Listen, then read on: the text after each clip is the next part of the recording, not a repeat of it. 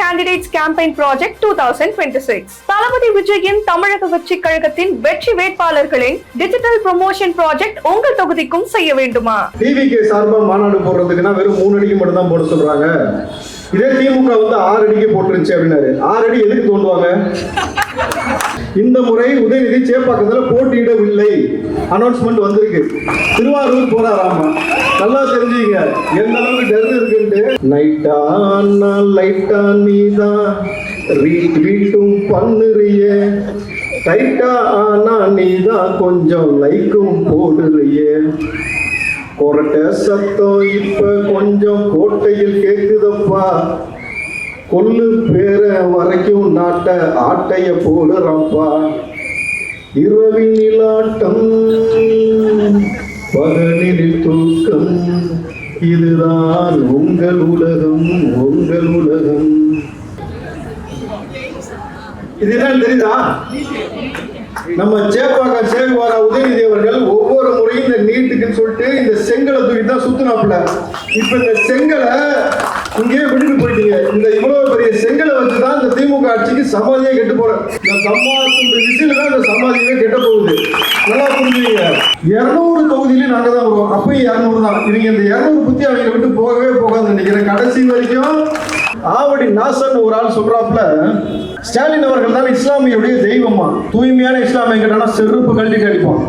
இஸ்லாமியர்கள் என்ற போர்வையில் பல நபர்கள் உட்கார்ந்துக்கிட்டு தொடர்ச்சியாக இந்த கொடுங்கோல் ஆட்சியாளர் இந்த திமுக பின்னாடி போய் ஜாலரா போட்டுக்கிட்டு அவர் தான் கடவுள்னு சொல்றது, இன்னொரு ஆள் வந்து காமராஜர் ஆட்சி நடக்குதுன்னு சொல்றது, இன்னொரு ஆள் வந்து கேவலம் எங்க போய் சொல்றது இல்ல உதயநிதியை இளம் பெரியார்னு சொல்றது. ஒரு 1000 ரூபாய் உங்கள்கிட்ட வாங்குற அளவுக்கு தான் இந்த மக்களை வச்சிருக்கீங்கன்னா நீ பொருளாதாரத்துல என்ன வரைக்கும் ஒப்ப வீட்டு பணத்தையா கொண்டு வந்து என்னுடைய மகளிர் கொடுத்த ஓசிங்கிற எங்கள் வீட்டு பெண்களை நீ ரகசியமா ரீசார்ஜ் பண்ணி பாய் ஃப்ரெண்ட் கூட சுத்துன்றதும் பலபலன்னு இருக்கிறேன்னு சொல்றதும் இதே ஒப்ப கலைஞர்கள் நீங்க கத்துக்கிட்டுதா?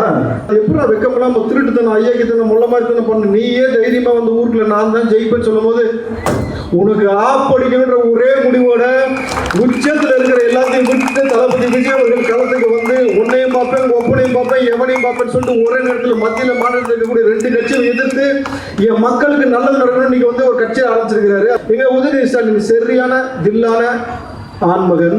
உங்க அப்பாவோட சப்போர்ட் தாத்தாவோட சப்போர்ட் இல்லாம நீ தனியா ஒரு கட்சி ஆரம்பிச்சு ஒரு கொடி ஆரம்பிச்சு ஒரு கொள்கை ஆரம்பிச்சு இங்க இந்த எலெக்ஷனை கண்டக்ட் பண்ணிருப்பாப்போம். ஆனால் நீ மாநாட்டு காசு தர வேண்டாம், நான் அண்ணனே பிச்சை எடுத்துப்பேன். நீ மாநாட்டு காசு தர வேண்டாம், நான் அண்ணனே பிச்சை எடுத்துப்பேன்.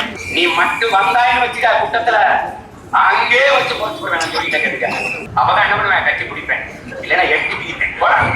உங்க குடும்பத்துல ஒரே ஒரு ஆள் டிக்கெட் எடுக்க வக்கு இல்லாம திருட்டுத்தனமா ட்ரெயின் ஏறி வந்து ஆசியாவிலேயே பெரிய குடும்பமாக வளர்ந்திருக்கிறது. எந்த காவலராவது நெஞ்சில கை வச்சு சொல்லட்டும், என் பிள்ளைகளை குறித்து எனக்கு கவலை இல்லை சார். அந்த பிள்ளைகள் சாதியில சிக்கிக்க மாட்டாங்க, சாராயத்தில் சிக்கிக்க மாட்டாங்க, போதை கலாச்சாரத்தில் மாட்டிக்க மாட்டாங்க, அவங்களுக்கு வேலை வாய்ப்பு கிடைக்கும், நிம்மதியான வாழ்க்கை வாழ்றாங்க, என் பிள்ளைகளை விட்டு நான் டியூட்டிக்கு போகும்போது நான் நிம்மதியா போறேன்னு ஒரு காவலர் சொல்லட்டும். நான் திமுக விமர்சிக்கிறது விட்டுட்டேன். திமுக காரனுக்கு இந்த விசில் சத்தத்தை கேட்டு கேட்டு கேட்டு ஒரு மாதிரி பயங்கர அலர்ஜி ஆகி போச்சான். காலையில அவசரமா கக்கூஸ்ல போய் உட்காந்துருக்காங்க. விசில அடிச்ச உடனே பாதில இஷ்டானா அந்த லேடி சொல்லிக்கிட்டே மூதேவி உட்காந்து முழுசா கழிட்டு வாடா, அவங்க தலைவர் நாட்டை நாடி இருக்கிறாரா, நீ வீட்டை நாடி இருக்கிற உட்காரான்னு இருக்காங்க. உன் வீரத்தை பொம்பளைகிட்ட காட்டாத, புரியுதா? நல்லா ஒரு விஷயம் புரிஞ்சுக்கோ, இந்த ரவுடிசமா தயவு செஞ்சு நிறுத்திக்க. ஆட்சி மாறும்போது ஒவ்வொருத்தவனுக்கும் பாத்ரூம்ல வலிக்கு விழுவீங்க நிச்சயமா. அதே காவல்துறையை வச்சு நாங்க கைது நடவடிக்கை எடுப்போம். அன்னைக்கு நீயும் பாத்ரூம்ல வலிக்கு விடுவேன். இப்படி போடிக்கத்தனம் பண்ணி சம்பாரிச்சு இந்த வீட்டு இந்த காசுல கொண்டு போய் உன் பொண்டாட்டி பிள்ளைங்க சோறு வாங்கி போடுறோம். அவங்களுக்குலாம் வெகமா இல்ல? திமுக காரன் உனக்கு சேர்த்து தான் பேசிக்கிட்டு இருக்கிறேன், உன் தலைமுறைக்கு சேர்த்து தான் பேசிக்கிட்டு இருக்கேன். உன் வீட்டு கரண்ட் பிள்ளை யாரு? ஒப்பா ஸ்டாலின் வந்து கட்டுறாரு, நீ தான் கட்டுற. என்ன அங்கிள் கேட்டுச்சா? கேட்கணும். எனக்கா உங்களை என்னவா பாக்குறாங்க தமிழ்நாட்டு மக்கள் புரிஞ்சுக்கங்க. தளபதி விஜய் மட்டும்தான், அவரை மட்டும்தான், எங்க தலைவரை மட்டும்தான் கூட பிறந்த அண்ணனா தம்பியா பிள்ளையா ஒவ்வொரு உறவா பார்த்துக்கிட்டு இருக்கிறோம். இன்னைக்கு கரண்டா 2 இஷ்யூ போயிட்டு இருக்கு, நீங்க பார்த்துருப்பீங்க. இன்னைக்கு 2 மாநாடு நடக்குது 2 ஊர்ல. ஒன்னு அலுவலி நடத்துது, இன்னொன்னு புழுவலி நடத்துது. ஒரு அலுவலி மதுரையில உட்கார்ந்து மாநாடு நடத்திட்டு இருக்குது, இன்னொரு புழுவலி திருச்சியில உட்கார்ந்து மாநாடு நடத்திட்டு இருக்கு. ஸ்டாலின் அவர்கள் மீது நம்ம மக்களுக்கு எந்த அளவுக்கு கோபம் இருந்துச்சுன்னா, அவர் வண்டியில வரும்போது துண்டை ஊட்டி வச்சு அடிக்கிறான் பாரு, மண்டையிலே அடிக்கிறாயா, சரியான அடி விழுகுது. அவருக்கு மதுரையில போனாதான் நம்ம தளபதி பண்ற மாதிரியே அவர் பண்றாரம்மா. தளபதி பண்ணது ரேம்ப் வாக்கு, நீங்க பண்ணது டக்கு வாக்கு, ரெண்டுக்கும் வித்தியாசம் இருக்குல்ல. என்னைக்குமே பாத்தீங்கன்னா ஒரிஜினல் எப்பயுமே அதை அடிச்சுக்கிறதுக்கு இங்க யாருமே கிடையாது. மதுரையில அவருடைய பெருமையை அவருடைய சகோதரர் அழகிரி அவரே சொல்லியிருக்கிறாரு. அதை நீங்க கேளுங்க. ஸ்டாலின் குறித்து சொன்னதை பேசுறாரு. திமுக மாவட்ட கூட்டம் நடக்குது, ஒருத்தர் பேசுறாரு. கலைஞரையே விட்டுட்ட பாட்டி ஸ்டாலின் சொல்றாரு, எவனாவது ஏற்றுப்பானா? கலைஞருக்கு அறிவு எவனுக்கு இந்த நாட்டுக்கு இந்த உலகத்துல இருக்கு. அவர் கூட பிறந்த அண்ணனே ஒரு சர்டிபிகேட் கொடுத்துட்டாரு. இதுக்கு மேல நம்ம என்னத்தை அவரை பத்தி சொல்ல வேண்டியது இருக்கு. ஸ்டாலின் இன்னைக்கு மதுரையில் பேசியிருக்கிறாரு, நம்ம பண்ண ரெக்கார்டை வேற யாருமே இந்த ரெக்கார்டை பிரேக் பண்ணவே முடியாது, நம்ம தான் மறுபடியும் பிரேக் பண்ணுங்கிறாரு. சத்தியமா நீங்க பண்ண ரெக்கார்டை நீங்க மட்டும் தான் பிரேக் பண்ண முடியும். ஏற்கனவே காசியப்பன் பாத்திரங்கள்ல இருந்து ஒரு மாற்றத்தினால கப்பு வாங்கிட்டு வந்து கொடுத்தானா? அப்பாவுக்கு ஒரு கப்பு, பிள்ளைக்கு ஒரு கப்பு, ஒரு குச்சி ஒரு குச்சின்ற மாதிரி கொடுத்தானா? வாங்கிட்டீங்களா? உங்க ரெக்கார்டு, நீங்க உங்களுடைய ரெக்கார்டு எந்த அளவுக்கு இருக்குனாக்கா, பொதுமக்கள் பொதுவெளியில போய் உங்களை பத்தி கேட்டாக்கா காரி துப்புற அளவுக்கு இருக்கு உங்க ரெக்கார்டு. என்ன நீங்க இத்தனை வருஷம் நீங்க சாதிச்சிட்டீங்க? எங்கள் வீட்டுல நல்லா யோசிச்சு பாருங்க. ஒரு தலைவன் பொதுவெளியில வராருன்னு சொன்னாக்கா அந்த தலைவனை பேரன்பு கொண்டு நேசிச்சு அந்த மக்கள் வந்து தன் குடும்பத்தில் ஒரு நபர் வரதான் நினைச்சிட்டு ஒடியாந்து வந்து நிக்கணும். அப்படி வந்து நிக்கிறது தளபதி விஜய்க்கு மட்டும் தான் இங்க சாத்தியப்படுது. 70 வருஷமா நீ கட்சி நடத்துறாங்க. நீ வர்றதுக்கு குவார்டர் கொடுத்து பிரியாணி கொடுத்து ஆளை கூப்பிட்டு வந்து கேட்டா உங்களுக்கு வெக்கமாவே இருக்காதா? கொஞ்சம் கூட வெக்கம் சுத்தமா. சரி, உங்களுக்கு வெக்கத்துக்கு மானத்துக்கு நான் என்ன சொல்றது. இந்த மகளிர் தொகை அதை பத்தி ஸ்டாலின் அவர்கள் ரொம்ப பெருமையா பேசினாரு. அதை குறித்து பொதுமக்கள் சொன்னதையும் கேளுங்க. வணக்கம். இன்னைக்கு காலையில 5000 ரூபாய் உங்க அக்கௌண்ட்டுக்கு வந்திருக்கோம்.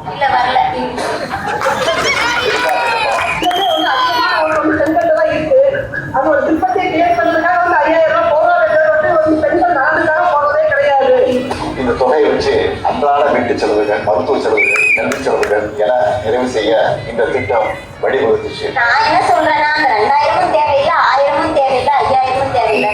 கடும் வெயில்ல உங்க மாதாந்திர செலவை எப்படி சமாளிப்பீங்க? விலைவாசிகளை குறைச்சா எல்லா ஜனங்களுக்குமே, ஆம்பளைங்களுக்கு பொம்பளைங்களுக்கு எல்லாமே பயனுள்ளதா இருக்குல்ல. உங்க குடும்பத்துல நோய்வாய்ப்பட்டவங்களுக்கு மாத்திரை வாங்கி கொடுக்க முடியுமா? இந்த மதுக்கடையை கூட இன்னுமே நிறைய குடும்பம் வாழும். அந்த மாதிரி நல்லது இந்த உண்மையாலுமே இந்த 1000 ரொம்ப கிடையாது. பாலியல் வன்கொடுமை, கொலை, கொள்ளை, கற்பழிப்பு அப்படின்னு சொல்லி பல நாட்டுல 1000 அட்டூழியங்கள் நடந்துட்டு இருக்கு. அதையெல்லாம் விட்டுக்கொண்டு இப்ப வந்து 5000 போடுறாங்க. எதுக்கு வர போகுது? இந்த 5000 ரூபாய கொஞ்சம் கவனமா செலவு பண்ணுங்க. கோடை காலத்தை சமாளிக்கிறதுக்கு ஸ்டாலின் அவர்கள் 2000 போட்டிருக்காரு. நான் தான் பல முறை சொல்றேன், சூரியன் தாண்டா கொள்ளுது எங்களை, இந்த சூரியன் தான் கொள்ளுது, இந்த 2000 வச்சு நான் என்ன செய்யறதுன்ட்டு. சரி, இப்போ நம்ம இன்னொரு விஷயத்துக்கு வருவோம். நான் பேசும்போது சகோதரர் சொல்லியிருந்தாரு, டிவிகே சார்பாக மாநாடு போடுறதுக்குன்னா வெறும் 3 அடிக்கு மட்டும் தான் போட சொல்றாங்க. இதே திமுக வந்து 6 அடிக்கு போட்டுருந்துச்சு அப்படின்னாரு. 6 அடி எதுக்கு தோண்டுவாங்க? புதைக்க தான் தோண்டுவாங்க. அவங்கள புதைக்கிறதுக்காக அவங்களே வந்து இன்னைக்கு செஞ்சிருக்கிறாங்க. சரி, நம்ம சேப்பாக்கம் சேகவரை பத்தி பேசுவோமா? ஏன்னா அவரை பத்தி பேச வேண்டியது நிறைய இருக்கு. தளபதி விஜய் அவர்கள் களம் இறங்கிட்டு இந்த சேப்பாக்கத்தில் நம்ம திலீப் அவர்களை போட்ட உடனே இந்த முறை உதயநிதி சேப்பாக்கத்தில் போட்டியிடவில்லை, அனௌன்ஸ்மெண்ட் வந்திருக்கு. திருவாரூர் போறாராமா. நல்லா தெரிஞ்சுங்க எந்த அளவுக்கு டர் இருக்குன்ட்டு. சரி, நம்ம சேப்பாக்கம் சேகவரா என்ன செஞ்சிருக்காருன்னா, நைட்டா லைட்டா நீதான் வீட்டும் பண்ணுறிய, டைட்டா ஆனா நீதான் கொஞ்சம் லைக்கும் போடுறிய, கொரட்ட சத்தம் இப்ப கொஞ்சம் கோட்டையில் கேக்குதப்பா, கொல்லு பேர வரைக்கும் நாட்ட ஆட்டைய போடுறப்பா, இரவின் நிலாட்டம் பகலில் தூக்கம், இதுதான் உங்கள் உலகம், உங்கள் உலகம். நம்ம சேகுவாரா பத்தி பேசும்போது நம்ம சேப்பாக்கம் ஸ்டேடியத்தை பத்தி பேசணும். சேப்பாக்கம் ஸ்டேடியத்துக்குள்ள விசிலை கொண்டு வருவதற்கு தடை. முதல் நாள் தான் அவர் பேசிட்டு இருந்தாரு, அட்டகத்தி. விடிஞ்சதுக்கு அப்புறம் பார்த்தா யாரும் அட்டகத்தின்னு பார்த்தா ஒரிஜினலாவே இவங்க தான் அட்டகத்தியா இருக்கிறாங்க. ஏட்டா ஒத்த விசில பார்த்து மொத்த பேர் ஒண்ணுக்கு போற, நீ வந்து கேட்டா சேகுவாராங்கிற, நீங்க தான் வந்து பெரிய 70 வருஷம் கட்சிங்கிற. இதுல காவல்துறை நண்பர்களை வச்சு தேடி விசில பிடிக்கிறாங்க. நீ பிடிக்க வேண்டியது கஞ்சா அப்படின்னு ஹெராயின் பெண்கள் மீது கை வைக்கிற பொறிக்க பையில பிடிக்கணுமா? ஒரே ஒரு விசில பார்த்து பயப்படணுமா?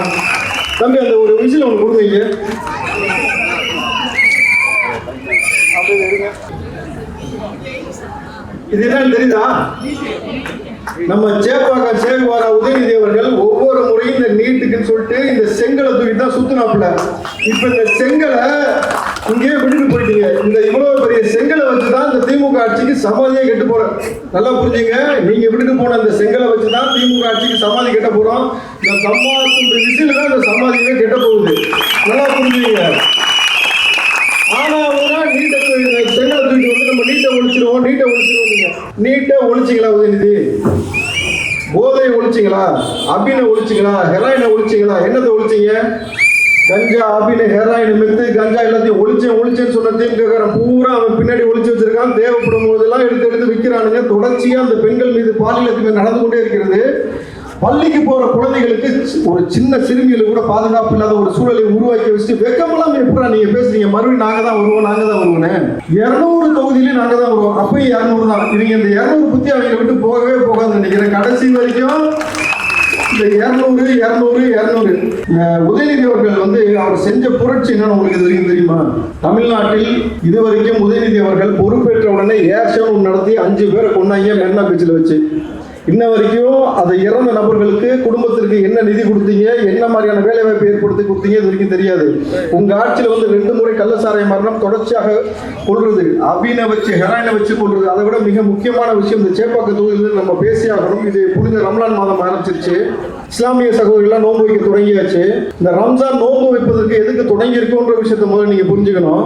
இந்த மார்க்கத்துல பசியை பங்கு வைப்பதற்காக உருவாக்கப்பட்ட ஒரே விஷயம் தான் இந்த நோன்பு இருக்கிறது. பசியை பங்கு வைக்கிறதுனா தெரியுமா உங்களுக்கு? இது வரைக்கும் பாத்தீங்கன்னா கோடி கோடியா பணம் சம்பாரிச்சு நீங்க விருந்து கொடுக்கறதுலாம் கிடையாது. ஏழை மக்களுடைய பசியை உணர வேண்டும். நல்லா புரிஞ்சுங்க. இஸ்லாமியர் மதத்தை சார்ந்த நபருடைய பசியை உணரணும் சொல்லல மார்க்கம். ஏழை மக்கள், பசியா இருக்கக்கூடிய மக்களுடைய பசியை உணர வேண்டும் என்பதற்காக மட்டுமே உருவாக்கப்பட்டதுதான் பாத்தீங்கன்னாக்கா இந்த ரம்லான் நோன்பு.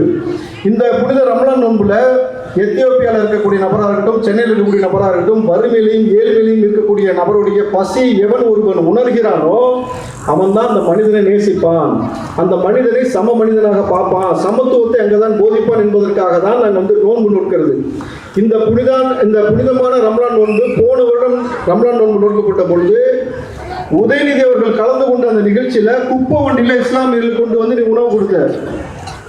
இதற்கு பின்னாடி இந்த இஸ்லாமிய கட்சின்ற போர்வையில் இருக்கக்கூடிய நபர்களா இருக்கட்டும், ஆவடி நாசன் ஒரு ஆள் சொல்றாப்ல, ஸ்டாலின் அவர்கள் தான் இஸ்லாமியுடைய தெய்வமா, தூய்மையான இஸ்லாமிய கேட்டானா செருப்பு கல்வி கடிப்பான். நல்லா தெரிஞ்சுங்க, யாரு கூட ஒப்பிட்டு பேசணும்ன்ற ஒரு புரிதலோட பேசணும். மறுமை நேரம் உங்களுக்கு வரும். பிறப்பு இறப்புன்ற 2 விஷயம் வந்து கடவுள் நம்பிக்கை இல்லாத நபர்களுக்கும் ஒரே விஷயம் புரிய வச்சுக்கிறேன். நான் ஏன் இதை சொல்றேன்னாக்கா, கடவுள் நம்பிக்கை இருக்கக்கூடிய நபர்களுக்கு தெரியும் பிறப்பு இறப்புன்னு ஒன்று இருக்குட்டு. கடவுள் நம்பிக்கை இல்லாத நபர்கள் ஒரு விஷயத்தை புரிஞ்சுக்கோங்க. உங்கள் உலகத்தில் இருக்கக்கூடிய எத்தனை கோடி விஞ்ஞானிகளை கூட கூப்பிட்டு வாங்க, உங்களால் வந்து இறைவனின் துணை இல்லாமல் ஒரு குழந்தையை இந்த பூமியில் பிறக்க வைக்க முடியுமா? நீங்க டெஸ்ட் டியூப்னு சொல்லலாம், ஆனால் உங்களால் அந்த குழந்தையின் கைரேகை இப்படிதான் இருக்கணும்னு சொல்லி உங்களால் டிசைன் பண்ணி பிறக்க வைக்க முடியுமா? இது இறைவனால் மட்டுமே சாத்தியம் பொழுது இங்க இறைவன் என்ற ஒரு நபர் இருக்கிறார்கள் நம்ம முதல்ல உணர்ந்துக்கணும். சோ நாசர் அவர்கள், நீங்க சக்கராத்து வேதனைன்னு சொல்லுவோம், மரண படுக்கையில் இருக்கும் பொழுது நீங்கள் செய்த நன்மை தீமை மட்டும்தான் உங்களுக்கு பின்னாடி வருமே தவிர, அன்னைக்கு வந்து ஸ்டாலின் வந்து உங்களுடைய பாவ கணக்குக்கு வந்து பதில் சொல்ல மாட்டார் இறைவன்ட்ட. சோ இங்க இஸ்லாமியர்கள் என்ற போர்வையில் பல நபர்கள் உட்கார்ந்துக்கிட்டு தொடர்ச்சியாக இந்த கொடுங்கோல் ஆட்சியாளர் இந்த திமுக பின்னாடி போய் ஜாலரா போட்டுக்கிட்டு அவர் தான் கடவுள்னு சொல்றது, இன்னொரு ஆள் வந்து காமராஜர் ஆட்சி நடக்குதுன்னு சொல்றது, இன்னொரு ஆள் வந்து கேவலம் எங்க போய் சொல்றது இல்லை உதயநிதியை இளம் பெரியார்னு சொல்றதும், இன்னொரு பக்கம் ஒரு சூரியன் சொல்றதும், இந்த மானங்கட்டு பொழப்ப நிப்பாட்டிங்க தயவு செஞ்சு. என் மக்கள் இத்தனை ஆண்டு காலம் 70 வருஷமா ஆன பிறகும் ஒரு 1000 ரூபாய் உங்கள்கிட்ட வாங்குற அளவுக்கு தான் இந்த மக்களை வச்சிருக்கேன்னா, நீ பொருளாதாரத்துல என்ன வரைக்கும் என்ன நீ வந்து என் மக்களுக்கு இப்படி செஞ்சுட்டு சொல்லு. நீ கொடுத்த காசு யார்? ஒப்ப வீட்டு காசா? நான் கேட்கல சார், உதயநிதி கேட்ட அதே வார்த்தை. ஒப்ப வீட்டு பணத்தையா கொண்டு வந்து என்னுடைய மகளிருக்கு கொடுத்த? ஓசிங்கிற நீ மட்டும் அப்படி சொல்றது கிடையாது. உன் கூட இருக்க அமைச்சர் பெருமக்கள் எப்படி பேச வச்சிருக்கிற? என்ன பெண்கள்லாம் பலபலன்னு இருக்கிறீங்க, 1000 ரூபாய் வந்துருச்சா, பேரல வழி போட்டாச்சான்னு கேட்கிறான் ஒரு அமைச்சருடைய புள்ள. அதே அமைச்சர் துரைமுருகன் என்ன தெரியுமா சொன்னாரு? அம்மாவுக்கு 1000, பொண்ணுக்கு 1000, ரகசியமா பாய் ஃப்ரெண்ட் வச்சுக்க, போனை ரீசார்ஜ் பண்ணு, சினிமாக்கு போ, சுத்து. ஏண்டா உங்களுக்கெல்லாம் வெக்கம் மானம் இருக்குமா இருக்காதா? எங்கள் வீட்டு பெண்களே நீ ரகசியமா ரீசார்ஜ் பண்ணி பாய் ஃப்ரெண்டோட சுத்துன்றதும் பலபலன்னு இருக்கிறேன்னு சொல்றதும் இதே ஒப்பே கலைஞர்கள் நீங்க கத்துக்கிட்டுதா? என்னைக்கு சட்டமன்றத்துல பாவாடை நாடாவை விழுந்து பாவாடை தூக்கி பார்த்து தெரியும்னு சொன்னாலும் அதே புத்தியில எல்லா பேரும் பேசி உட்காந்துக்கிட்டு நீங்கள் பெண்களுக்கு பாதுகாப்பு கொடுக்கணும் வெக்கம்லாம் பேசுற. சத்தியமா சொல்லுங்க, இங்க இருக்க பெண்கள் சொல்லுங்க பாப்போம். உங்கள் பிள்ளைகளை ஸ்கூலுக்கு அனுப்பிச்சு வச்சுட்டு பயம் இல்லாம இருக்கிறீங்களா? அவன் போய் கஞ்சாவை பத்தி ஏதாவது தெரிஞ்சுட்டு வந்துருவானா, அபினை பத்தி தெரிஞ்சுட்டு வந்துருவானா, பிள்ளைகள் மீது பாலியல் அத்துமீறல் நடந்துருமோன்னு பயந்து ஒவ்வொரு நாளும் தாய்மார்கள் செத்து கொண்டு இருக்கிறாங்க. அந்த பிள்ளைகள் படிப்பதற்கு ஒழுங்கான ஸ்கூல் இருக்கக்கூடிய வசதி ஏற்படுத்த துப்பு இல்லாம இந்த திமுக ஆட்சியில் 207 ஸ்கூலை மூடி இருக்கீங்க. இதுதான் உதயநிதி ஸ்டாலினும் செய்த சாதனைகள். பிரைவேட் செக்டர்ஸை ஊக்குவிக்கிறது. ஒரு காலத்துல ஊருக்கு வெளியில தான் வந்து சாராய கடை இருக்கும். 2 பேர் குடிச்சிட்டு வருவானுங்க முக்காடு போட்டுட்டு. அவனை பார்த்து சொல்லுவாங்க, அந்த பொறுக்கி போய் குடியார நீ நாசமா போயிடாதுன்னு உதாரணம் சொல்லுவாங்க. இன்றைக்கு ஊருக்குள்ள, கோயிலுக்கு பக்கத்துல, ஸ்கூலுக்கு பக்கத்துல, மெயின் ரோட்ல சாராய கடை திறந்து வச்சுட்டு இந்த பிள்ளைகளை வந்து இந்த சமூகத்தை குடிகாரனாக மாற்றி வச்சுங்க. 80% இன்னைக்கு மக்கள் குடிக்கிறாங்க. அது ஸ்கூல்ல உட்கார்ந்து பெண்களும் குழந்தைகளும் மாணவ செல்வங்களும் குடிக்குது. ஒரு 16 வயது சிறுமி பார்த்தீங்கன்னாக்கா கஞ்சா விற்கிறான். 16 வயது சிறுமி கஞ்சா விற்கிற அளவுக்கு கொண்டு போய் விட்டுருக்கீங்கன்னாக்கா இவ்வளவு பெரிய மோசமான கேவலமான ஒரு ஆட்சியை நடத்திட்டு அது எப்படி வெக்கமெல்லாம் திருட்டுத்தனம் ஐயாக்கித்தனம் முள்ள மாதிரி தானே பண்ணு. நீயே தைரியமா வந்து ஊருக்குள்ள நான் தான் ஜெயிப்பேன்னு சொல்லும் போது உனக்கு ஆப்படிக்கணுன்ற ஒரே முடிவோட உச்சத்தில் இருக்கிற எல்லாத்தையும் விட்டு தளபதி விஜய் அவர்கள் களத்துக்கு வந்து உன்னையும் பார்ப்பேன், ஒப்பனையும் பார்ப்பேன், எவனையும் பார்ப்பேன்னு சொல்லிட்டு ஒரே நேரத்தில் மத்தியில் மாநிலத்தில் இருக்கக்கூடிய 2 கட்சியை எதிர்த்து என் மக்களுக்கு நல்லது நடக்கணும் நீங்க வந்து ஒரு கட்சியை ஆரம்பிச்சிருக்கிறாரு. அந்த மக்களுக்கு அவருக்கு தனி கொடி கொள்கை கோட்பாடோட வந்திருக்காருல்ல. எங்க உதயநிதி ஸ்டாலின் சரியான தில்லான ஆண்மகன். உங்க அப்பாவோட சப்போர்ட் தாத்தாவோட சப்போர்ட் இல்லாம நீ தனியா ஒரு கட்சி ஆரம்பிச்சு ஒரு கொடி ஆரம்பிச்சு ஒரு கொள்கை ஆரம்பிச்சு இங்க இந்த எலெக்ஷன் கண்டக்ட் பண்ணிருப்பாப்போம். 13 கட்சி திமுகவோட கூட்டணி, 13 கட்சி அதிமுகவோட கூட்டணி. இந்த 13 நம்பர்னாலே உங்களுக்கு என்ன தெரியுமா? 13 இந்த பேய் வீட்டுக்கு தான் 13 வச்சிருப்பாங்க. புரியுதுங்களா? இதுங்க பூந்த வீடு எதுவுமே உருப்படவே உருப்படாது. அப்புறம் நம்ம முக்கியமா இன்னொரு விஷயத்துக்கு வந்து பேசி ஆகணும். தமிழ்நாட்டுல ஃபாதர் ஆஃப் கரப்ஷன் அப்படின்னு நீங்க போட்டீங்கன்னாக்கா கலைஞர் கருணாநிதினு பேர் வரும். துபாக்கூர் பொலிட்டீஷியன் போட்டீங்கன்னாக்கா அண்ணன் சீமான் பேர் வரும். நான் விளையாட்டுக்கு சொல்லல, கூகுள்ல நீங்க போய் டுபாக்கூர் பொலிட்டீஷியன் ஆஃப் தமிழ்நாடுன்னு போடுங்க, அண்ணன் சீமான் பேர் தான் வரும். அவரு இன்னைக்கு ஒரு மாநாடு நடத்துறாரு. அதுக்கு முன்னாடி அந்த கட்சியில இருக்க ஒருத்தன் நம்ம சின்னத்தை குறித்து தமிழ்லே இல்லாத அகராதிலே இல்லாத ஒரு சொல்லை குறித்து கேவலமான அசிங்கமான ஒரு வார்த்தையை அவர் பிரயோகப்படுத்தினாரு. அப்படின்னு சொல்லிட்டு அதை வேகமா சொல்லி பாருங்க அப்படின்னு அவன் வெக்கமில்லாம பேசலாம். பெண்களை இழிவுபடுத்துற மாதிரி இவ்வளவு கேவலமான ஒரு வார்த்தையை பேசுற அவனை கண்டிக்கிறதுக்கு துப்பு இல்லாம எல்லா நபரும் உட்கார்ந்து இருக்காங்க. ஆனா உண்மையாலுமே அவங்க கட்சிக்கு கொடுத்திருக்க சின்னம் என்னன்னு தெரியுமா? நாம் தமிழர் கட்சி கொடுத்த சின்னம் என்னன்னு யாருக்கா தெரியுமா? அவன் நம்மளை ஏமாத்திட்டு இருக்கான் விவசாய சின்னம்னு.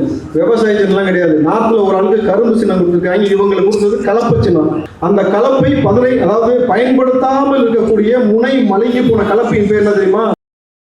அதையும் நான் சொல்லல, கூகுள்ல தரவுகளோடு இருக்கு. நீங்க எடுத்து பாருங்க, நீங்க போடுங்க, என்ன வருதுன்னு மட்டும் பாருங்க. முனை மலங்கி போன பயன்பாட்டில் இல்லாத கலப்பையின் பேர். அந்த இன்னைக்கு ஒரு நாள் திருச்சியில வச்சு மாநாடு போட்டு இருக்காங்க. அவர் மாநாட்டுக்கு வரக்கூடிய நபர்களுக்கு சீமான் சொன்ன வார்த்தை என்ன தெரியுமா? கேளுங்களேன். ஆனால் நீ மாநாட்டுக்கு காசு தர வேண்டாம், நான் அண்ணனே பிச்சை எடுத்துப்பேன். நீ மாநாட்டுக்கு காசு தர வேண்டாம், நான் அண்ணனே பிச்சை எடுத்துப்பேன். ஆனால் நீ காசை சேர்த்து என் தம்பி துறை சொன்ன மாதிரி வீராணத்துல இருந்து 50 பேர் சொன்ன மாதிரி நீ மட்டும் வந்தாயின்னு வச்சுக்க கூட்டத்துல அங்கே வச்சு பொறுத்து போய் வேணும் சொல்லிட்டேன். கேட்டுக்க வரும்போது அண்ணன் அம்மானே தங்கச்சினே அப்பானே மனைவினே பிள்ளைகளே காட்டணும். அப்பதான் என்ன பண்ணுவேன், கட்சி பிடிப்பேன், இல்லைன்னா எட்டி பிடிப்பேன். அண்ணனே சொல்லியிருக்காரு தான், அவர் வந்து பிச்சை எடுத்து தான் ஒவ்வொரு விஷயத்தையும் செய்கிறேன். ஆனால் அவர் பிச்சை எடுத்து தான் தன் வாழ்க்கையை நடத்துறேங்கிறாரு. அவருக்கு பிள்ளைகள் படிக்கக்கூடிய ஸ்கூலுக்கான ஃபீஸ் எவ்வளோ தெரியுமா? International school. அதே மாதிரி அண்ணன் தங்கியிருக்க வீட்டுடைய வாடகை தெரியுமா? மாதம் 4 லட்ச ரூபா. பிச்சை எடுத்து ஒரு ஆள் மாதம் 4 லட்ச ரூபா கொடுக்க முடியும்? தொடர்ச்சியாக இந்த சமூகத்தை ஏமாற்றுவது எப்படி? இன்னைக்கு மக்களுக்கு வந்து ஒரு ஆசோலேஷன் இருக்கு. என்னன்னாக்கா திமுக அதிமுக அந்த 2 கட்சி நம்ம பார்க்கும் பொழுது ஒரு விஷயம் புரியுது. ஆட்சியில் இருக்கக்கூடிய நபர்கள் வந்து கொலை பண்றான், கொள்ளடிக்கிறான், கனிம வளம் திருடுறான், இயற்கை வளங்கள் திருடுறான், பெண்கள் மீது கை வைக்கிறான், பாலியலுக்கு நடந்து கொண்டே இருக்கிறது. இங்கே வந்து இயற்கை வளங்கள் கனிம வளங்கள் திருடுறான். இது வரைக்கும் வந்து சாதி வன்மத்தை நம்ம கிட்ட ஊட்டிக்கிட்டே இருக்கிறான். வேங்கவேல் போன்ற விஷயத்துல வந்து மழை கலக்கப்பட்டிருக்கு. தொடர்ச்சியாக கள்ளச்சாரம் மூலமாக மக்களை கொண்டுகிட்டே இருக்கிறாங்க.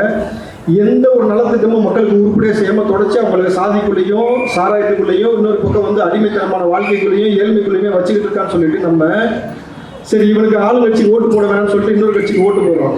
எதிர்கட்சிக்கு ஓட்டு போட்டு அவன் என்ன செய்யறானாக்கா அவன் ஆளுங்கட்சியா வந்து அதே வேலையை செய்யறான். ஸோ மாறி மாறி இந்த 2 நபர்களும் ஓட்டு போட்டு நம்ம தேர்ந்தெடுத்தோடனே வந்து நம்மளை வந்து ஆளுங்கிற பேரில் நம்மளை வாழ விடாமல் நாசம் செய்து கொண்டே இருக்கிறார்கள். அப்போ தொடர்ந்து தளபதி விஜய் அவர்கள் இதை கூர்ந்து கவனிச்சுட்டே இருந்தாரப்போ, எந்த கட்சி வந்தாலும் என் மக்களுக்கு எந்த நலவும் செய்ய மாட்டீங்க, எந்த கட்சி வந்தாலும் என் மக்களுக்கு எந்த ஒரு முன்னேற்றத்தை செய்ய மாட்டீங்க. உங்க குடும்பத்துல ஒரே ஒரு ஆள் டிக்கெட் எடுக்க வக்கு இல்லாம திருட்டுத்தனமா ட்ரெயின் ஏறி வந்து ஆசியாவிலேயே பெரிய குடும்பமாக வளர்ந்திருக்கிறது.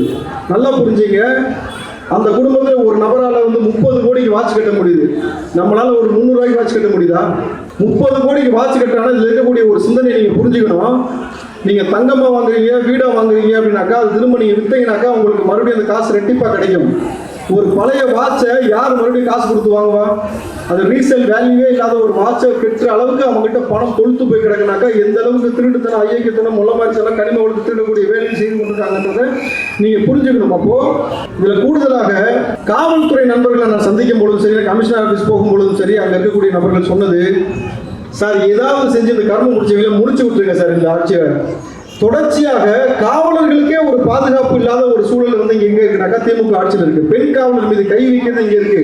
ஒரு பிரியாணி கடையில போயிட்டு பாக்ஸிங் போடுறாங்க, ஓசி சோறுக்கிட்டு, ஒன்னு சோத்துக்கு செத்தவனா இருக்க, இல்ல பொறிக்கு போயில இருக்கிற.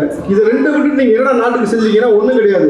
எந்த காவலராவது நெஞ்சில கை வச்சு சொல்லட்டும், என் பிள்ளைகளை குறித்து எனக்கு கவலை இல்லை சார், அந்த பிள்ளைகள் சாதியில சிக்கிக்க மாட்டாங்க, சாராயத்தில் சிக்கிக்க மாட்டாங்க, போதை கலாச்சாரத்தில் மாட்டிக்க மாட்டாங்க, அவங்களுக்கு வேலை வாய்ப்பு கிடைக்கும், நிம்மதியான வாழ்க்கை வாழ்றாங்க, என் பிள்ளைகளை விட்டு நான் டியூட்டிக்கு போகும்போது நிம்மதியாக ஒரு காவலர் சொல்லட்டும். நான் திமுக விமர்சிக்கிறத விட்டுட்டேன். எந்த காவலருமே சொல்ல முடியாது. இத்தனைக்கும் நாட்டை பாதுகாக்கிற அவங்களாலேயே தன் பிள்ளைகளுடைய எதிர்காலத்தில் நினைச்சு அச்சப்படுற அளவுக்கு தான் இந்த திமுகவுடைய ஆட்சி இருக்கணும் பொழுது மக்கள் தயவு செஞ்சு நீங்க ஒரு விஷயத்தை புரிஞ்சுக்கணும்.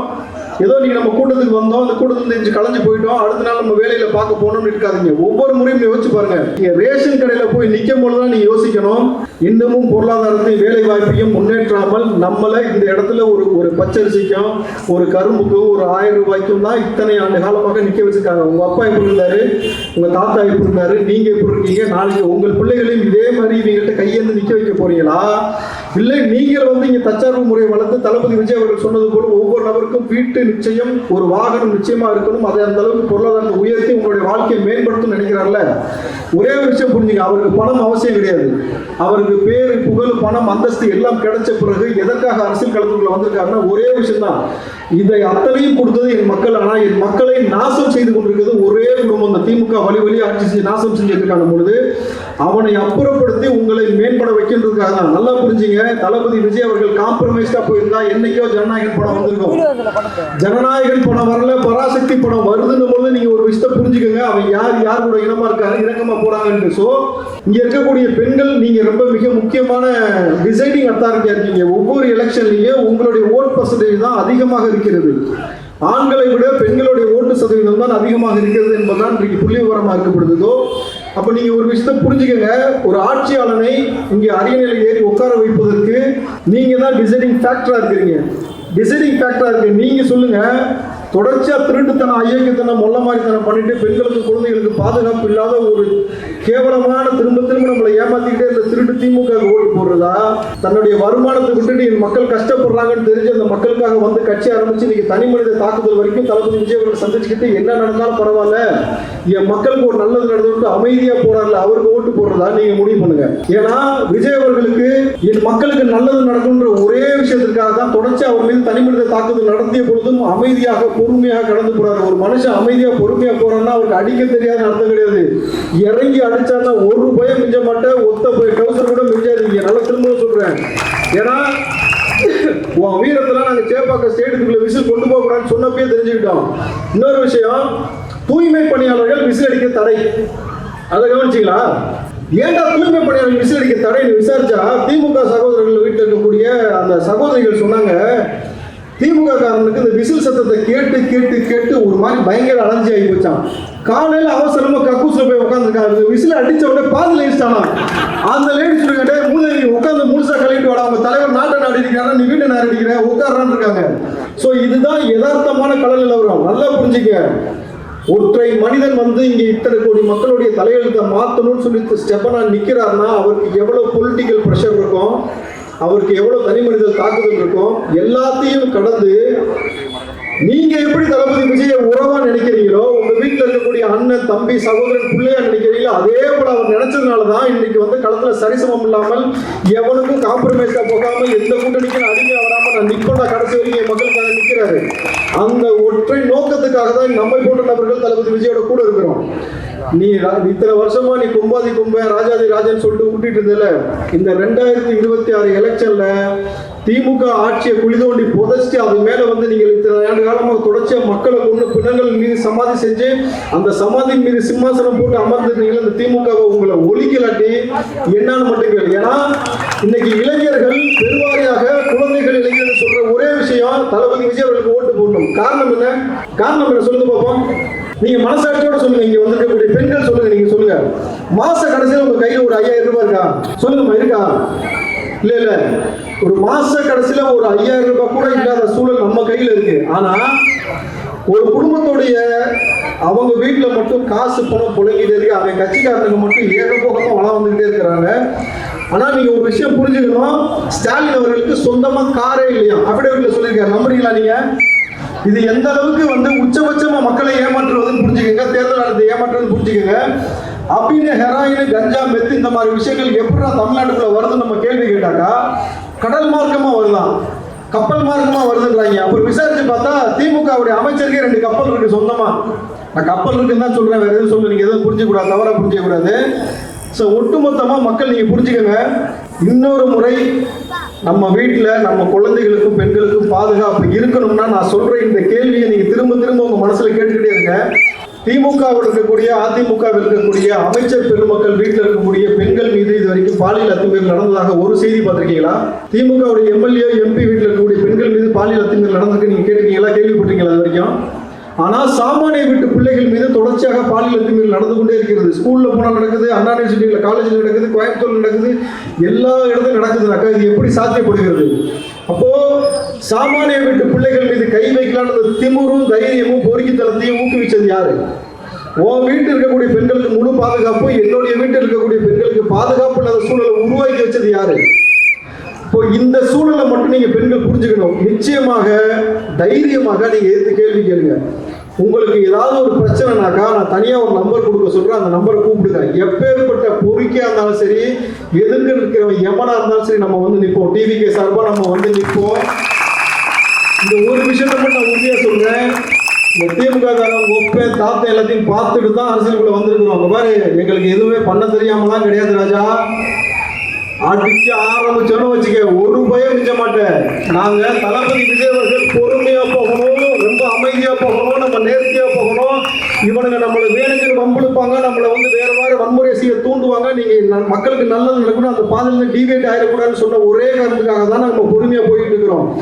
ஆனா என் வீட்டு பெண்களை நீ அடிக்கிற, போய் கருத்து கணிப்பு கேட்டா கர்ப்பிணின்னு பார்க்காம அடிக்கிற, இஸ்லாமிய சகோதரர்களை கொள்ற, ஒரு கனிம வளத்தை திருடுறான்னு சொன்ன இஸ்லாமியரை காலையில மசூதிக்கு வெளியில வச்சு பெற்ற, இன்னொரு நபரை வந்து லாரியத்தை கொள்றனாக்கா, ஏடா டே உன் வீரத்தை பொம்பளைகிட்ட காட்டாத, புரியுதா? நல்லா ஒரு விஷயம் புரிஞ்சுக்கோ. இந்த ரவுடிசமா தயவு செஞ்சு நிறுத்திக்க. ஆட்சி மாறும்போது ஒவ்வொருத்தவனுக்கும் பாத்ரூம்ல வலிக்கு விழுவீங்க நிச்சயமா.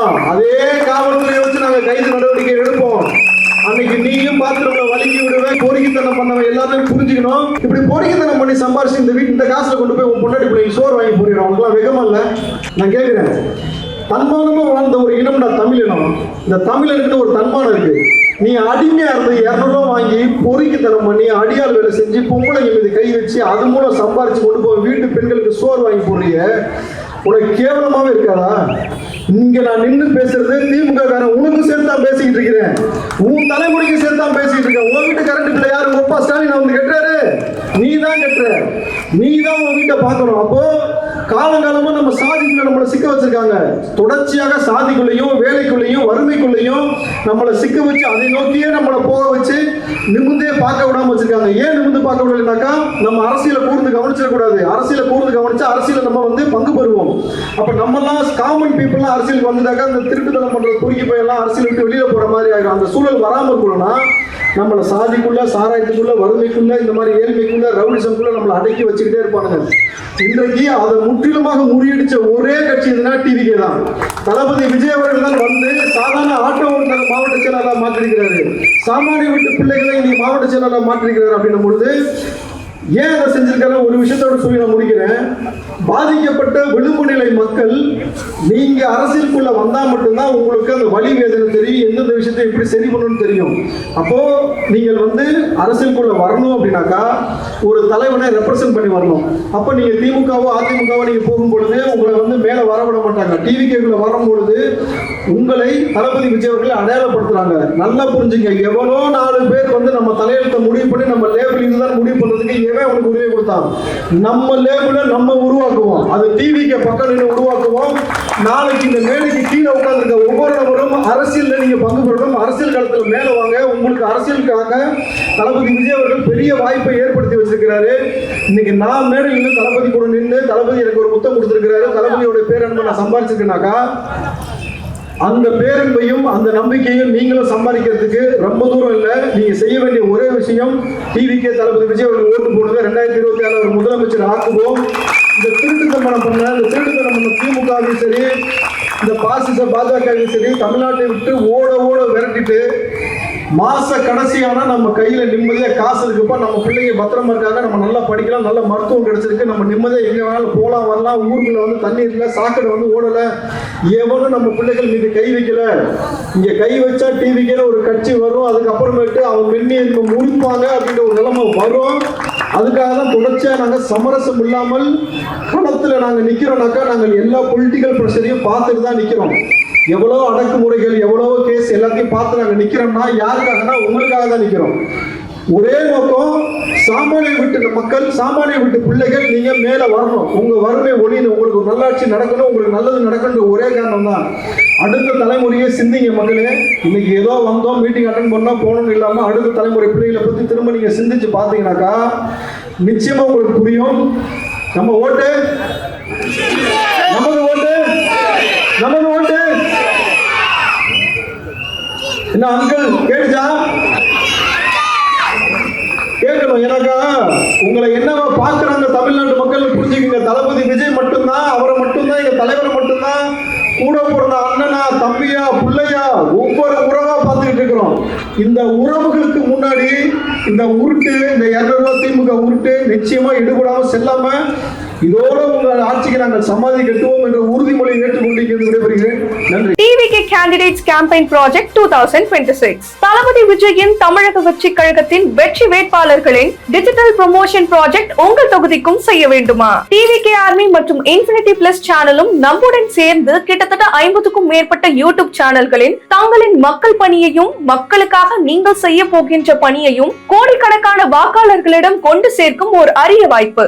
யூடியூப் மட்டுமல்லாமல் பேஸ்புக், இன்ஸ்டாகிராம், ட்விட்டர், வாட்ஸ்அப் என அனைத்து சோசியல் மீடியா பிளாட்ஃபார்ம்களிலும் இளைஞர்களை, பொதுமக்களை சென்றடைய அனைத்து விதமான பணிகளையும் சிறப்பாக செய்து கொடுக்கிறோம். ஒரு தொகுதியில் எம்எல்ஏ ஆக ஒட்டுமொத்த 234 தொகுதியிலும் வேட்பாளரின் பெயர் ஒலிக்க வேண்டும். ஒட்டுமொத்த தமிழ்நாடு மட்டுமல்லாமல் உலகெங்கிலும் வாழும் தமிழர்களின் இல்லங்களில் சென்று சேர news paper, television, social media என நம்முடைய கேம்பெயின் நிச்சயமாக மிகப்பெரிய பலமாக அமையும். ஒரு தொகுதிக்கு பிப்ரவரி முதல் ஏப்ரல் வரை என 3 மாதங்கள் ப்ரமோஷன் செய்ய வேண்டும் என்றாலும், அல்லது interviews, bytes, single videos, public reaction, public opinion, public issues என அனைத்து விதமான வீடியோக்களையும் 50க்கும் மேற்பட்ட யூடியூப் சேனலில் வெளியிட நம்முடைய ஊடகத்தை இப்போதே அணுகவும். டிவிகே ஆர்மி மற்றும் இன்ஃபினிட்டி பிளஸ் சேனலுக்கான தொடர்பு எண் இந்த வீடியோவில் கொடுக்கப்பட்டுள்ளது. அதற்கு இன்றே அழைக்கவும். இந்த பணி முழுக்க முழுக்க தளபதி விஜயின் தமிழக வெற்றி கழகத்தின் 234 வெற்றி வேட்பாளர்களுக்கு மட்டுமே என்பதை தெரிவித்துக் கொள்கிறோம்.